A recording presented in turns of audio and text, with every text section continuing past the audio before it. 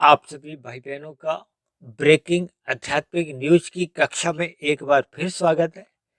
आज की चर्चा का विषय है सत्य एक, झूठ अनेक।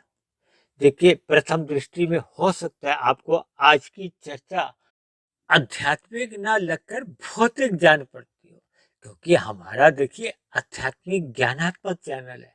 हम जब कभी भी कोई आध्यात्मिक बात को समझाने के लिए किसी भौतिक शब्दों का कहो या भौतिक वाक्यों का हम जब सहारा लेते हैं, तो हमारा उद्देश्य देखिए केवल और केवल परमात्मा, आत्मा या प्रकृति के जो तीन गुण हैं, ये तीनों ही एक तत्व नित्य कहेंगे, सत्य कहेंगे। नित्य कहो या सत्य को, एक ही बात है। जबकि जिस संसार में आप सभी भाई बहन या मैं भी रहता हूँ, ये संसार को अनित्य कहा गया है।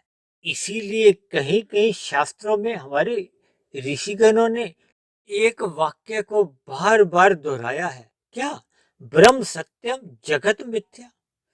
ऐसे वाक्य अक्सर आपको सत्संग में भी कभी कभी सुनने को मिल जाते हैं, शास्त्रों में भी पढ़ने को मिल जाती है। तो इनका अभिप्राय यही है कि केवल और केवल परमात्मा, ब्रह्म शब्द देखिए परमात्मा के लिए भी कहा जाता है, आत्मा के लिए भी कह दिया जाता है। और ये जो प्रकृति के जो तीन गुण है, तमोगुण, रजोगुण और सतोगुण, भले ही ये जड़ कहेंगे, जबकि आत्मा और परमात्मा ये तो चेतन तत्व है, लेकिन इन तीनों को ही नित्य कहा जाता है। देखिए, भगवान के लिए एक शब्द अक्सर बोला जाता है, सच्चिदानंद। सच्चिदानंद में भी देखिए तीन अक्षर आते हैं, सत, चित, आनंद। सत्य का अभिप्राय सत्य से होता है, जो नित्य बना रहता है। और चित्त का अभिप्राय होता है ज्ञान से, चेतन से। और आनंद का अभिप्राय क्या है?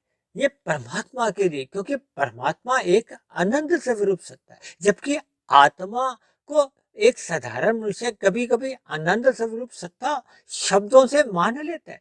लेकिन शास्त्रों में कहीं भी इस चेतन आत्मा को आनंद स्वरूप नहीं कहा गया, केवल और केवल ज्ञान स्वरूप कहा गया है। और वो भी ज्ञान आपका हमारा आवृत हो जाता है कब? जब हम मनुष्य इन विषय भोगों को, ये जो प्रकृति के जो पांच भोग विषय हैं, गंध, रस, रूप, स्पर्श और शब्द, इनको जब हम मर्यादा से अधिक संग करते हैं, भोग करते हैं, तो क्योंकि ये तो सभी के सभी विषय भोग जड़ माने गए हैं, ये तामसी कहेंगे, क्योंकि प्रकृति के जितने भी पदार्थ हैं उनको तमोगुणी कहा जाता है, तामसी कहा जाता है। तो फिर उनका जो एक मल रूपी आवरण है, वो आपके हमारी आत्मा के ज्ञान को आवृत कर देता है, ढक देता है। हम अज्ञानता में आ जाते हैं। तभी तो देखिए मनुष्य योनि पाकर बार बार सत्संग करने की प्रेरणा दी जाती है, सलाह दी जाती है कि मनुष्य को अपने मिले हुए जीवन में सत्संग करना चाहिए, सत्संग करना चाहिए।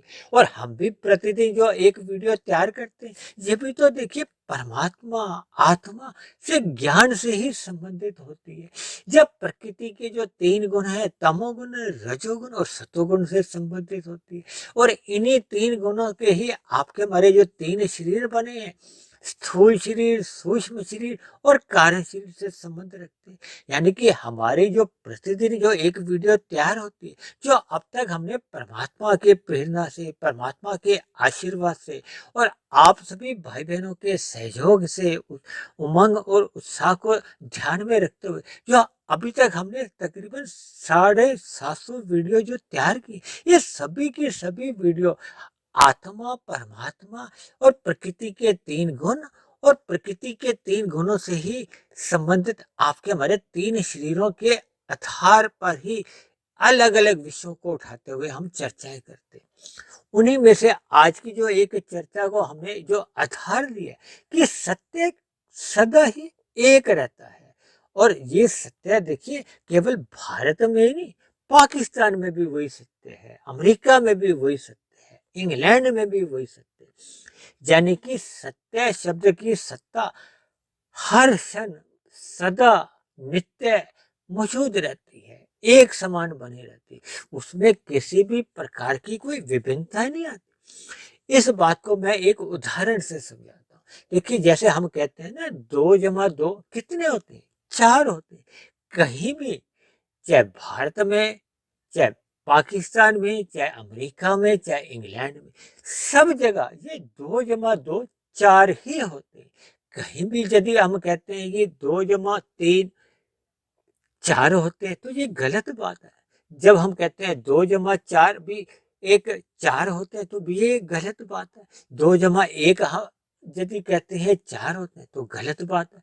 तो 2 + 2 ही 4 होते हैं, यानी कि सत्य एक है और झूठ कितने? देखिए अभी मैंने 4-5 उदाहरण दिए ना, और ऐसे ही उदाहरण आप भी 10 बना सकती हो, 100 बना सकती हो, 1000, लाख, करोड़ कितने भी बना सकती हो।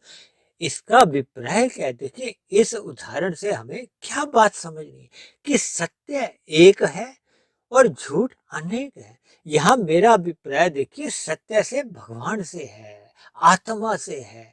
ये जो संसार है ये झूठ से ही एक इसका अभिप्राय लेना चाहिए, क्योंकि ये संसार जो कि एक 23 तत्वों का विस्तार है, क्योंकि प्रकृति के जो 3 गुण है, तमोगुण, रजोगुण और सतोगुण, सृष्टि के आरंभ में जब इनका एक विस्तार किया जाता है, सृजन किया जाता है, तो परमात्मा की एक ब्रह्म शक्ति द्वारा इसमें एक विकार लाया जाता है। आरंभ में देखिए इसमें सतोगुण की वृद्धि की जाती है, फिर धीरे धीरे रजोगुण की वृद्धि की जाती है, और जब इस सृष्टि का कार्यकाल जो कि करोड़ों अरबों वर्षों का होता है, जब इसमें एक समाप्ति लानी होती है, प्रलय लानी होती है, तब परमात्मा की ब्रह्म शक्ति द्वारा ही इस अनित्य जगत को या इन 23 तत्वों के विस्तार में तमोगुण की वृद्धि लाकर फिर ये 23 तत्वों का जो जितना भी जो विस्तार था, जिसमें ये देखिए सतयुग, द्वापर, त्रेता, कलयुग, इन्हीं की ही बार बार पुनरावृत्ति होती, यानी कि ये 23 तत्वों का जो एक अनित्य संसार है, ये एक क्रम में, जिस क्रम में ये एक सर्जन रूप में बाहर आता है, उसी क्रम में फिर ये अपने मूल तत्व यानी कि उस सत्य में, जब तमोगुण, रजोगुण और सतोगुण की सम अवस्था में फिर ये लीन हो जाता है। इसका अभिप्राय क्या है कि ये जो दिखने वाला संसार है, जिसमें आप हम सभी भाई बहन जीते हैं, और प्रकृति के जो 5 भोग्य विषयों को, सुखों को भोगने के लिए जो हम कर्म करते हैं, देखिए कर्म करने तक की बात तो समझ में आती है, लेकिन जब जब मनुष्य इस सुख, सुविधा, स्वाद जैसे पदार्थों को भोगने के लिए अन्य जीवों के साथ यानी कि शास्त्र विरुद्ध पाप कर्म कर जाता है, निषेध कर्म कर जाता है, और अपने मिले हुए जीवन के उद्देश्य को ही एक भूल जाता है। क्योंकि मनुष्य योनि को राजा योनि कहा गया है। राजा योनि इसलिए कि मनुष्य सत्संग करता हुआ ये जो आपके हमारे 3 शरीरों के जो बंधन है, स्थूल शरीर, सूक्ष्म शरीर और कारण शरीर, यदि हम स्थूल शरीर के रहते रहते अपना कारण शरीर समाप्त कर जाते हैं, कारण शरीर के समाप्त होते ही सूक्ष्म शरीर समाप्त हो जाता है, और देखिए स्थूल शरीर तो एक आयु लेकर आया ही है, वो तो बिना किसी पुरुषार्थ के, बिना किसी कर्म के एक ऐसी स्थिति आने पे वो सहज ही समाप्त हो जाता है। लेकिन मनुष्य जैसे जैसे इन अनित्य पदार्थों के लिए या विषय भोगों की प्राप्ति के लिए जैसे जैसे कर्म करता है, यदि वो रजोगुण में रह के धर्मानुसार कर्म करता है, तब तो उसकी अधोगति नहीं होती, और जब जब मनुष्य सतोगुण में रहता हुआ विशेष प्रकार के पुण्य कर्म करता है, तब भी उसकी अधोगति नहीं होती। लेकिन जब जब मनुष्य विषय भोगों से प्रेरित होता हुआ तमोगुण में गिर जाता है, यानी कि विषय भोगों की वासनाओं से बातें होते हुए वो अन्य मनुष्यों के साथ छल कपट, ठगी, हेरा फेरी, अनीतिगत कार्य करता हुआ पाप कर्मों की दुनिया में गिर जाता है, तब ऐसी स्थिति में उसका पाप कर्मों का कर्माशय बढ़ने लगता है। पाप कर्मों का कर्माशय बढ़ने से उसका संचित कर्मों में पुण्य कर्मों की न्यूनता रह जाती है।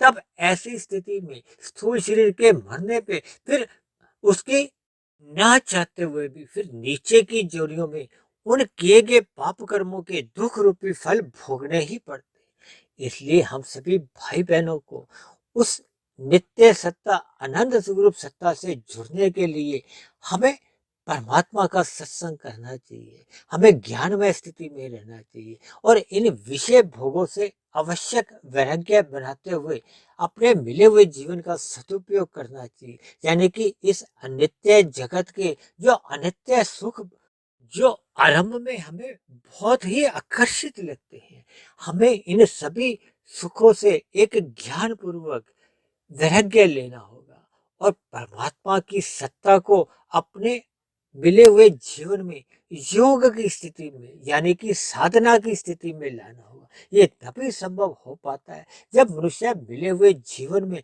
अपनी दिनचर्या व्यवस्थित रखता है, सात्विक दिनचर्या बनाता है, रजोगुण का संग मर्यादा में करता है और तमोगुण के मल रूपी संग से अपने आप को बचा लेता है और ब्रह्म मुहूर्त का नित्य संग करते हुए अपनी ज्ञान में स्थिति बनाता है और उस परम पिता परमेश्वर यानी कि उस सच्चिदानंद की प्राप्ति के लिए अपने जीवन को लगाता है।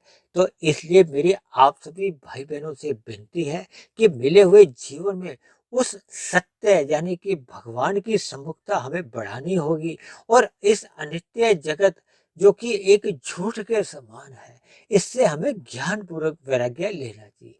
तो इन्हीं शब्दों के साथ आज की चर्चा विशेष को हम यही विश्राम देते हैं। यदि बनी हुई वीडियो आपको अच्छी लगी हो तो मेरी आप सभी भाई बहनों से विनती है कि इस बनी हुई वीडियो को आप अधिक से अधिक भाई बहनों में शेयर करें ताकि समाज में एक सतोगुणी वातावरण का विस्तार होता जाए और उस सतोगुणी वातावरण में हम सभी भाई बहनों का सुखमय जीवन बीते, परमात्मा में सदा प्रीति बनी रही। और यदि बनी हुई वीडियो में आपको किसी तरह की कोई कमी लगी हो, आपकी कोई शिकायत हो, आपत्ति हो, तो आप नीचे दिए गए कमेंट्स बॉक्स पर जाकर आप अपनी शिकायत भी लिख सकते हो। तो चर्चा विशेष को यही विश्राम देते हैं।